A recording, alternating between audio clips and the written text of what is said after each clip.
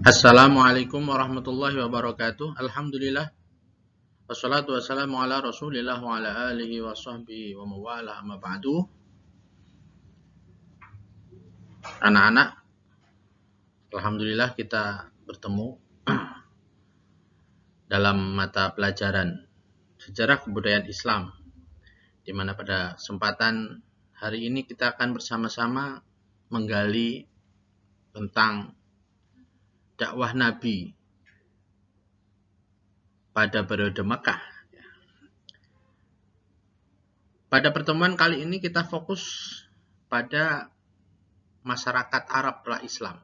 Jadi sebelum Nabi mendapatkan wahyu, mendapatkan risalah untuk mendakwahkan Islam, bagaimana sih sebenarnya kondisi masyarakat di sana?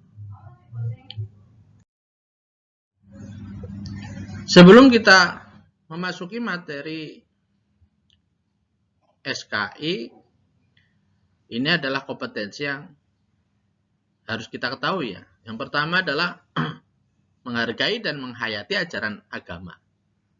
Kita beruntung hidup dalam masyarakat yang memang sudah Islami, ya, sehingga tidak perlu sebuah perjuangan yang berarti untuk memahami Islam itu sendiri.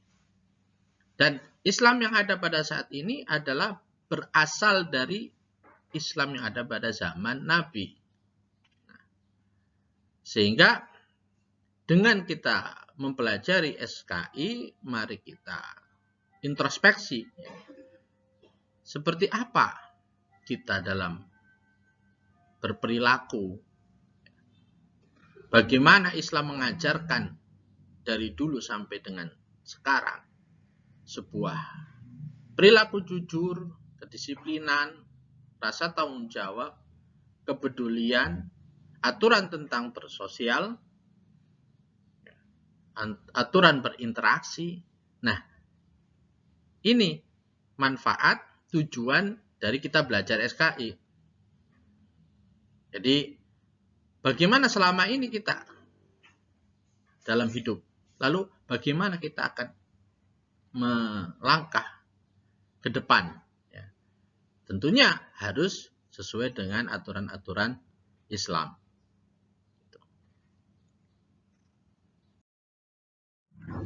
Kemudian kita lebih lanjut lagi memahami bahwa bagaimana awal daripada dakwah Nabi Muhammad SAW. Ya. Bahwa sesungguhnya nanti kalau sudah belajar kita akan menyimpulkan dakwah itu adalah tugas Nabi yang tidak berhenti dengan adanya atau dengan wafatnya Nabi. Itu diwariskan terus menerus ya, dari generasi sahabat, generasi tabi'in, tabi'in sampai para ulama, sampai kepada kita. Jadi dakwah itu nggak berhenti. Dakwah itu akan terus. Dan sekarang adalah menjadi tugas kita mengemban amanah estafet dakwah dari Nabi Muhammad SAW. Nah, tentunya menyesuaikan dengan kondisi lingkungan kita, menyesuaikan dengan posisi kita dalam masyarakat, ya, menyesuaikan dengan kemampuan kita dalam berdakwah. Tapi intinya bahwa kita harus bisa menunjukkan, mendakwahkan Islam sebagaimana Islam yang diajarkan oleh Nabi Muhammad SAW, yaitu Islam yang rahmatan lil alamin, ya, menjadi rahmat, menjadi kasih sayang bagi alam semesta. Bukan Islam yang menebar kebencian, bukan Islam yang menebar kekerasan, tapi Islam yang justru menebar kasih sayang dan perdamaian. Dari belajar SKI, kita nanti akan bisa simpulkan bahwa dalam mendakwahkan Islam, Nabi begitu sangat sabar, ya, begitu luar biasa menghadapi banyak rintangan, bahkan rintangan itu bukan cuma sekedar penolakan, bahkan tentangan, bahkan perbuatan-perbuatan yang menyakiti, bahkan perbuatan-perbuatan yang membahayakan nyawa. Tapi Nabi selalu tidak gentar menghadapi itu semuanya. Nah, ini kita bisa refleksikan pada diri kita sendiri bahwa semangat dakwah, sabar dalam berdakwah harus selalu ada pada diri kita, mendakwakan Islam. Ya, jangan berpikiran bahwa dakwah itu hanya sekedar ceramah yang harus di mimbar, tapi juga dari keseharian kita dengan memperlihatkan akhlakul karimah, memperlihatkan akhlak yang islami. Itu juga termasuk dakwah. Karena bisa jadi tanpa kita sadari ada orang-orang yang mengambil pelajaran baik dari keseharian kita. Bisa jadi dari tutur kata kita, bisa jadi dari cara kita berinteraksi dengan orang lain, bisa jadi dari tingkah laku kita dalam melakukan sesuatu. Ini, maka kita harus menunjukkan dari semua hal itu, ucapan, perbuatan, tingkah laku, adalah perbuatan, ucapan yang bernilai dakwah. Anak-anak, sebelum masuk ke materi, Bapak ingin bertanya, seberapa jauh pengetahuan atau kamu pernah dengar apa gitu kan tentang penduduk Mekah? Kalian pernah dengar cerita tentang Nabi Ibrahim yang meninggalkan istrinya, ya, yang nantinya kemudian lahir Nabi Ismail, yang kemudian nanti Nabi Ismail bayi itu menangis, kemudian ibunya itu berlari-lari mencari air, ya, yang kemudian nanti menjadi sa'i dalam ibadah haji. Itu kalian saya yakin pernah dengar itu kan. Nah, artinya penduduk Mekah itu dulunya pertama-pertamanya adalah keluarga Nabi Ibrahim yang kita tahu keluarga yang beragama Islam. Pertama agama Islam hadir itu ya pada saat Nabi Ibrahim gitu. Nah, namun kemudian ketika Nabi datang ke Mekah, itu kok penduduk Mekah menjadi penduduk yang menyembah berhala. Nah, coba kira-kira mengapa bisa demikian? Selanjutnya, apa yang kalian tahu tentang penduduk kota Mekah, mata pencahariannya?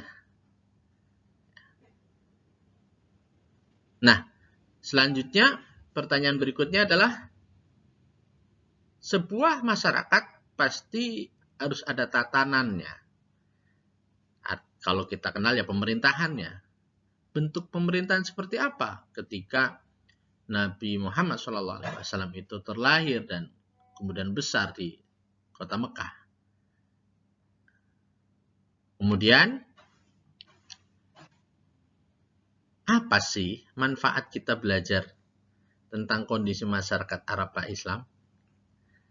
Ini nanti yang menjadi tolak ukur, ya, mindset kalian dalam belajar tentang kondisi masyarakat bangsa Arab pra-Islam.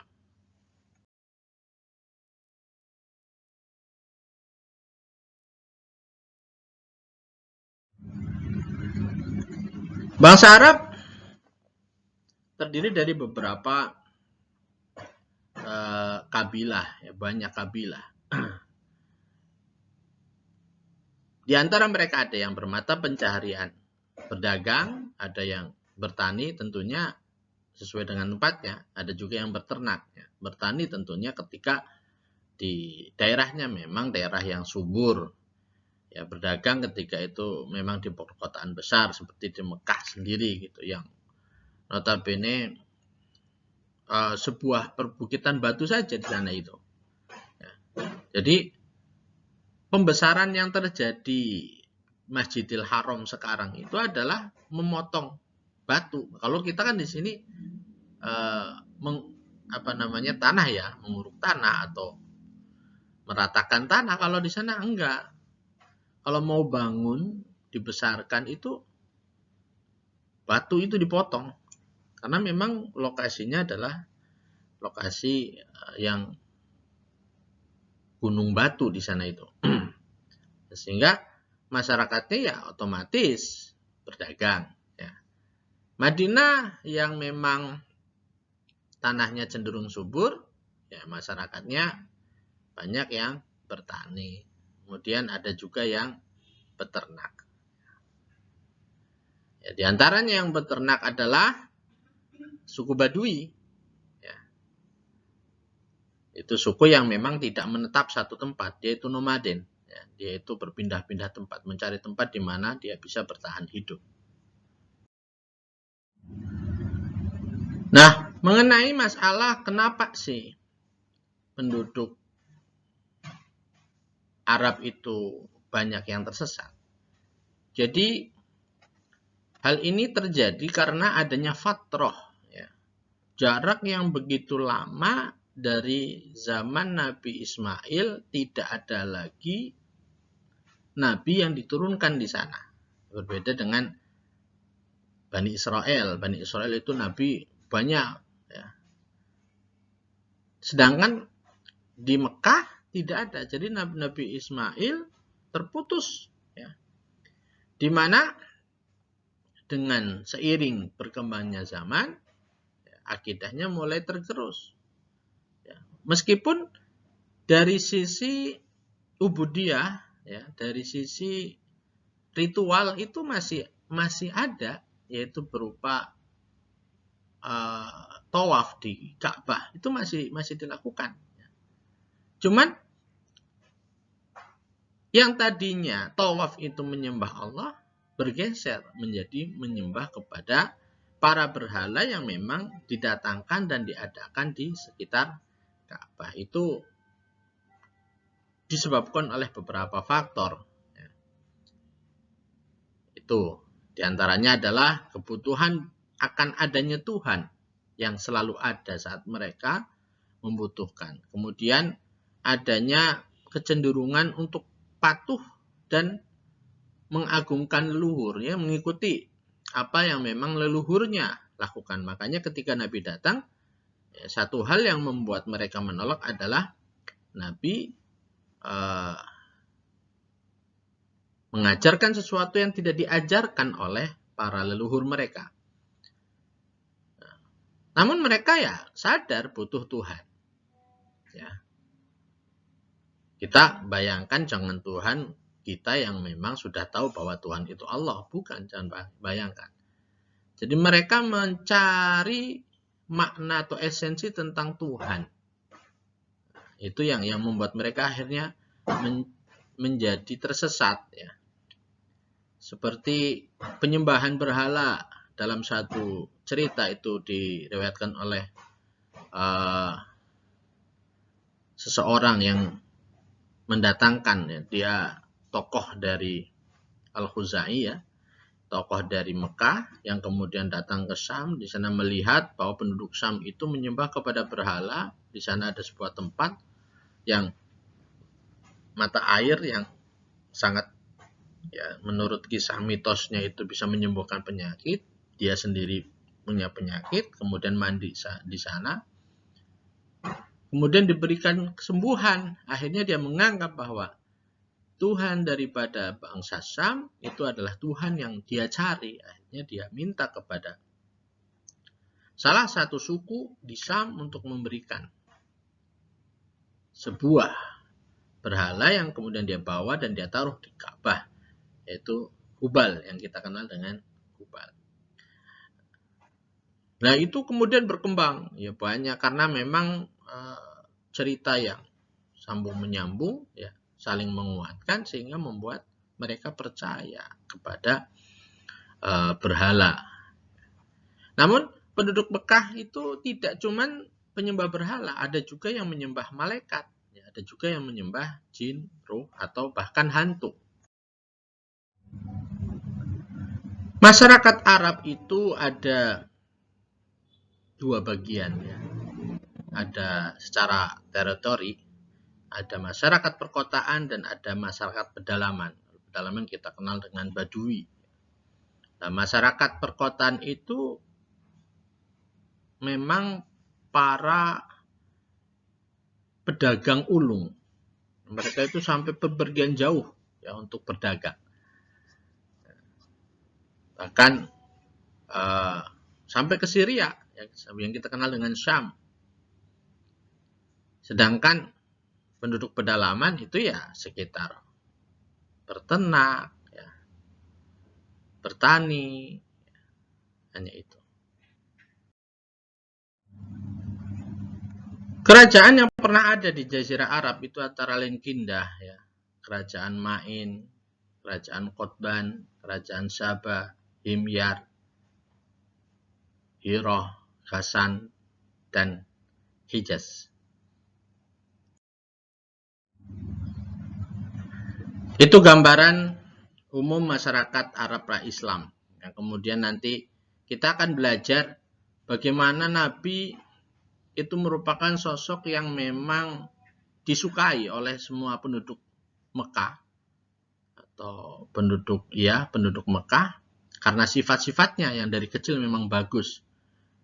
Namun kemudian ketika dewasa atau sesudah mendapatkan risalah, mereka yang tadinya cinta kepada Nabi, sebagian ya masih tetap cinta dengan mengikuti ajarannya, tapi banyak juga yang kemudian berbalik, bukan cuma sekedar membenci, menolak, tapi bahkan membenci, menentang, memusuhi. Nah, kemudian nanti akan kita belajar lebih lanjut bahwa Nabi akan mendapatkan serangkaian intimidasi,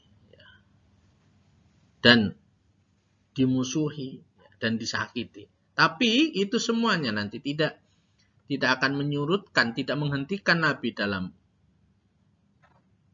mendakwahkan Islam. Nah, dari pelajaran itu nanti, yang pada pelajaran pertemuan yang akan datang, kita akan bisa tahu bahwa yang pertama, dakwah itu merupakan warisan Nabi. Ya. Dakwah itu merupakan tugas kita untuk melanjutkan perjuangan Nabi. Jangan merasa bahwa wah sekarang udah Islam semuanya berarti kita tidak berdakwah.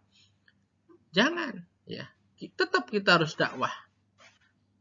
Karena memang kita dakwahnya tidak seperti Nabi yang mengislamkan orang yang tidak beragama. Ya, tapi dakwah kita bisa jadi adalah memperlihatkan lebih kepada orang di sekitar kita keagungan Islam, kemuliaan Islam, kasih sayang Islam. Ini. Kemudian dakwah, nanti juga kita akan tahu bahwa dari hijrah ke Habasah, hijrah, ini kan kesannya hanya hijrah, mengungsi. Tapi itu merupakan strategi dakwah. Kenapa bisa demikian? Itu akan kalian harus dapat mengambil pelajaran dari Habasah. Apa tuh nilai-nilai strategi dakwah yang ada pada hijrah ke Habasah. Kemudian bahwa perbuatan, tingkah laku yang baik ini merupakan media dakwah yang paling efektif, yang lebih efektif daripada sekedar mengajak orang. Ya, kita mengajak orang berjamaah, tapi kita sendiri nggak berjamaah, itu ya sama aja bohong. Gitu.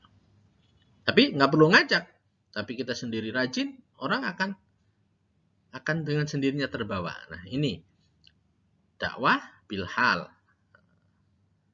lisanul hal afsahu min lisanil maqal. Kemudian kita harus jeli tentang strategi dari dakwah yang akan kita lakukan dimanapun, kapanpun. Wah, ini di masyarakat yang seperti ini kita harus bagaimana? Untuk ngadepin orang yang seperti ini kita harus bagaimana? Gitu. Itu adalah belajar tentang strategi. Dan dakwah sekali lagi adalah mengajak orang kepada kebaikan. Seberapapun besarnya kebaikan itu yang bisa kita ajarkan kepada orang lain, berarti itulah dakwah yang bisa kita lakukan. Jadi ini arti penting tujuan kita belajar SKI. Itu saja pertemuan pada kali ini. Kita lanjutkan pada pertemuan yang akan datang. Kurang lebihnya Bapak minta maaf yang sebesar-besarnya. Tetap sehat, tetap semangat. Tidak ada pilihan dalam hidup kecuali menjadi orang baik. Assalamualaikum warahmatullahi wabarakatuh.